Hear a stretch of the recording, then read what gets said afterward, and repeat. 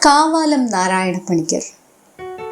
കുട്ടനാട്ടിലെ കാവാലം എന്ന പ്രകൃതിരമണീയമായ ഗ്രാമലാവണ്യത്തെ കൊയ്ത്തുപാട്ടുകളുടെയും ഉത്സവഘോഷങ്ങളുടെയും ആരവങ്ങളെ, വയലേല കിളികളുടെ ഈണങ്ങളെ, നാടൻ പാട്ടുകളിലൂറുന്ന കഥകളെ, നാടിനെ, നാട്ടാരെ നാടകമായി, കവിതയായി, അഭിനയകലകളായി, ഗാനശീലികളായി പ്രശസ്തിയുടെ തുങ്കങ്ങളിലെത്തിച്ച ആദരണീയനായ നാടകാചാര്യൻ ശ്രീ കാവാലം നാരായണപ്പണിക്കർ. അദ്ദേഹത്തിൻ്റെ ഓർമ്മകളിലാണ് കഴിഞ്ഞ 8 വർഷങ്ങളായി ഓരോ ജൂൺ മാസവും കടന്നു പോകുന്നത്.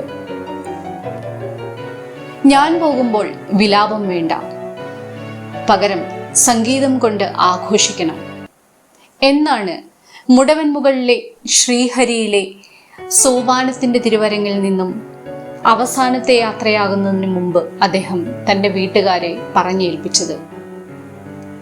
അതുപോലെ തന്നെ 2016 ജൂൺ 26 തൻ്റെ നാടകക്കളരിയായ സോപാനത്തിൻ്റെ ഉമ്മറത്ത് അദ്ദേഹം നിത്യശയനത്തിലായപ്പോൾ ശിഷ്യരുടെ ഇടയ്ക്കയിൽ നിന്നും സ്വരങ്ങളിൽ നിന്നും വിഷാദരാഗങ്ങളുടെ അർച്ചനാശീലുകളാണ് പൊഴിഞ്ഞുകൊണ്ടേയിരുന്നത്.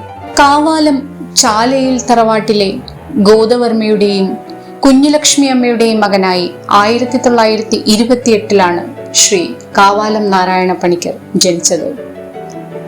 കുട്ടിക്കാലത്തെ സമ്പദ് സമൃദ്ധമായ ജീവിത ചുറ്റുപാടുകളിൽ നിറഞ്ഞു നിന്നിരുന്ന കലകളുടെയും കലാകാരന്മാരുടെയും സാമീപ്യമാവാം അദ്ദേഹത്തെ നാടൻ പാട്ടിനോടും നാടകത്തോടും ഏറെ അടുപ്പിച്ചത്.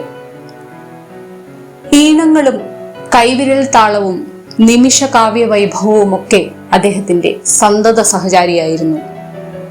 നാടൻ കലകളോടും കഥകളോടും പുരാണ കഥകളോടും ഏറെ പ്രിയമുള്ള വ്യക്തിയായിരുന്നു ശ്രീ കാവാലം നാരായണപ്പണിക്കർ. അദ്ദേഹം കാവാലത്ത് തുടങ്ങിയ തിരുവരങ്ങ് മഹനീയ കൃതികളുടെ നാടകസവരിയുമായി തിരുവനന്തപുരത്തേക്ക് ചേക്കേറിയപ്പോൾ സോപാനം എന്ന പേരിലേക്ക് പുനർജനി നേടിയിരുന്നു. കാളിദാസന്റെയും ഭാസന്റെയും സംസ്കൃത കൃതികളുടെ നാടകാവിഷ്കാരവുമായി ഉജ്ജയിനി അടക്കം വടക്കേ ഇന്ത്യയിലുടനീളം അദ്ദേഹം നാടകങ്ങൾ അവതരിപ്പിച്ച് പ്രശസ്തി നേടി. 26ഓളം നാടകങ്ങൾ മലയാളത്തിലും അദ്ദേഹം ആവിഷ്കരിച്ചു. ആലപ്പുഴയിൽ കുട്ടികൾക്കായി കുരുന്നുകൂട്ടം എന്ന ഒരു നാടക പരിശീലന കളരിയും അദ്ദേഹം ആരംഭിച്ചിരുന്നു. രതിനിർവേദം സിനിമയിലൂടെ ഗാനരചയിതാവായി ചലച്ചിത്ര ഗാനരംഗത്തേക്ക് ചുവടുറപ്പിച്ച ശ്രീ കാവാലത്തിന്റെ തൂലികയിലൂടെ തമ്പ്, വാടകയ്ക്കൊരു ഹൃദയം തുടങ്ങി നിരവധി ചിത്രങ്ങളുടെ ഗാനങ്ങൾ പിറവിയെടുത്തു.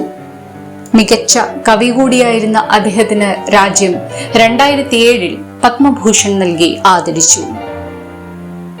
തിരുവനന്തപുരം മുടവൻമുകളിലെ സോപാനത്തിൽ അവസാനവട്ട ചർച്ചകൾ നടന്നത് നടി മഞ്ജു വാര്യരെ കേന്ദ്ര കഥാപാത്രമാക്കി അഭിജ്ഞാന ശാകുന്തളം അരങ്ങിൽ എത്തിക്കുന്നതിനെ കുറിച്ചായിരുന്നു. സഫലമാകാതെ പോയ ആ ആഗ്രഹത്തിനൊപ്പം അദ്ദേഹം പടിയിറങ്ങിപ്പോയപ്പോൾ സോപാനത്തിന്റെ ഹൃദയവും തേങ്ങിക്കരഞ്ഞിരിക്കാം. നാടക കുലപതിക്ക് ആചാര്യന് ഹൃദയത്തിൽ നിന്നും പ്രണാമമർപ്പിക്കുന്നു.